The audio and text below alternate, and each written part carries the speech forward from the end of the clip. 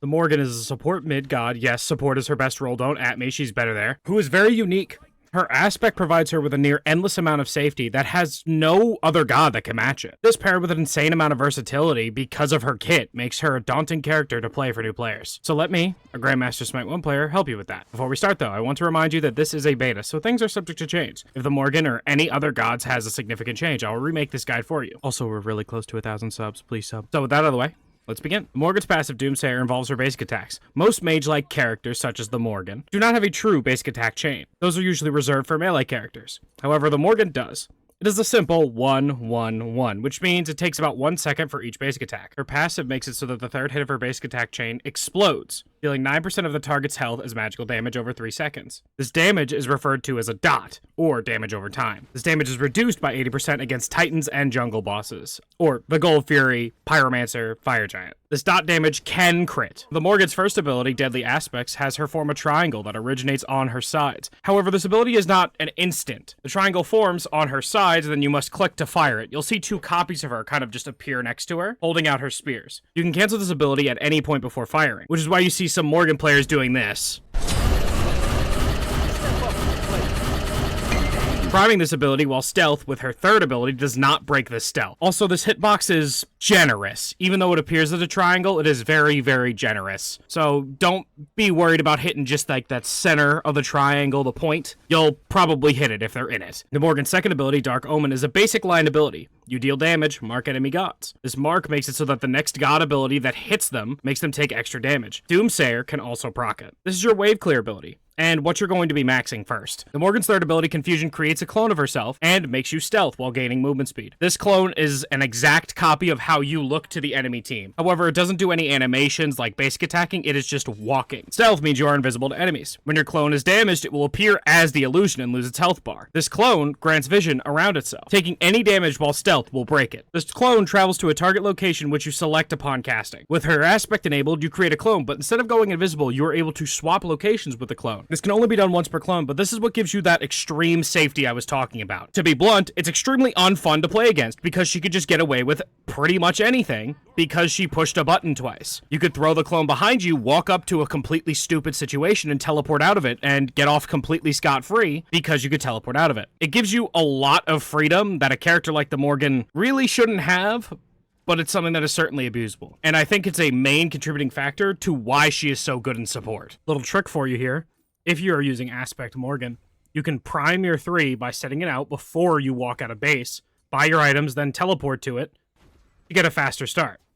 You don't lose your speed buff out of base when you teleport. The Morrigan's ultimate, Changeling, gives you a wheel that shows you every other god in the match other than the Morrigan. At any point during the game, as long as you are alive, you could change the god you have selected. That's wrong. You could do it while dead, but I didn't want to re-record the script. Be careful not to get distracted by the menu, though. It blocks a decent chunk of your screen, and you don't want to get stuck in that while getting ganked. You can close out of this menu by canceling the ability as you would any other. So right-clicking on mouse and whatever the cancel fire button is on controllers. You don't need any points in this ability to select your transformation target. Upon usage, you gain access to the target's abilities, items, and relics for the next 10 seconds. Some notes. You copy all their abilities and items, all with no cooldown, as in you have it as a fresh set of abilities, meaning whatever levels their abilities are what you have while transformed. So you will match their ability ranks.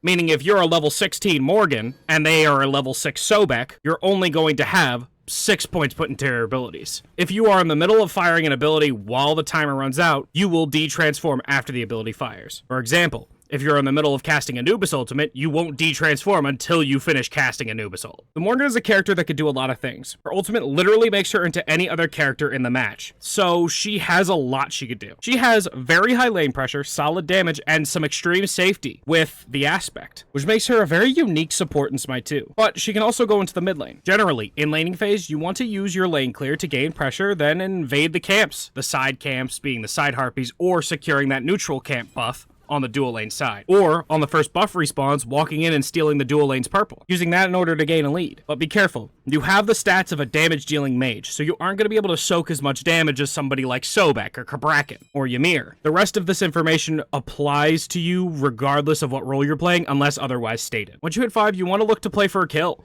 with that extra set of abilities. Her level 5 Spike has insane kill pressure. You should try and use it, but don't die in the attempt. Don't do something stupid like diving a tower trying to get the attempt, unless you can guarantee the kill. Things like big CC ultimates, for example, Hunbats or Fenrir, are stuff you're looking for to set up kills. However, characters like Susanoo can also finish the job if it's just a little bit of extra damage you need, or you get my gist. Generally, you're going to spend most of the game up until the late game farming and looking for those kill opportunities. In the late game, you're looking to throw out your 2 to get some poke. In the mid lane, if you are non-aspect, you're going to play towards the side of a fight, looking for a potential solo kill.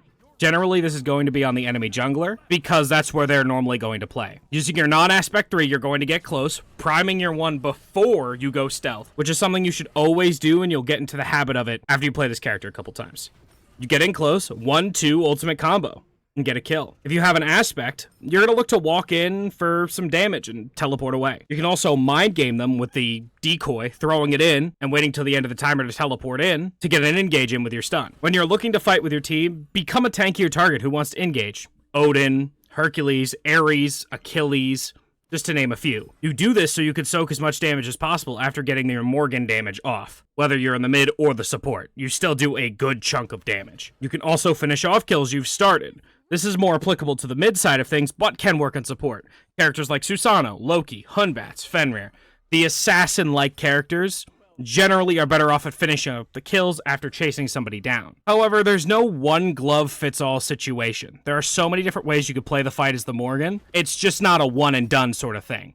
So make sure you're looking at your transformations and swapping between them when you need to. As always, I'd recommend checking out Smite2.live. You can see what the best are building and take what you like from there. I'd look at clicking the character's icon, then looking at the pro build section, and you can see, divided by roles, what people are building. Some items I would recommend though, Chronos Pendant is certainly one that she uses very well. Her ultimate has an extremely long cooldown, and you want that up pretty often. Her poke also is something she relies on very heavily. And if you're playing her in support, you're looking to zip in and out with that teleport on her aspect 3. So cooldown is very, very core to you. In support, you might want to look at something like Xerxes Hexstone, so you could use that board to get into fights, or get out of them if you need. But in the mid lane, you're going to want to look more towards damage, Spear of Desolation, that sort of stuff. But again, that might not be accurate by the time you're seeing this, so Smite2.live is there for you. Other than that, though, hope this helped. If it did, I'd appreciate a like and a sub. Peace.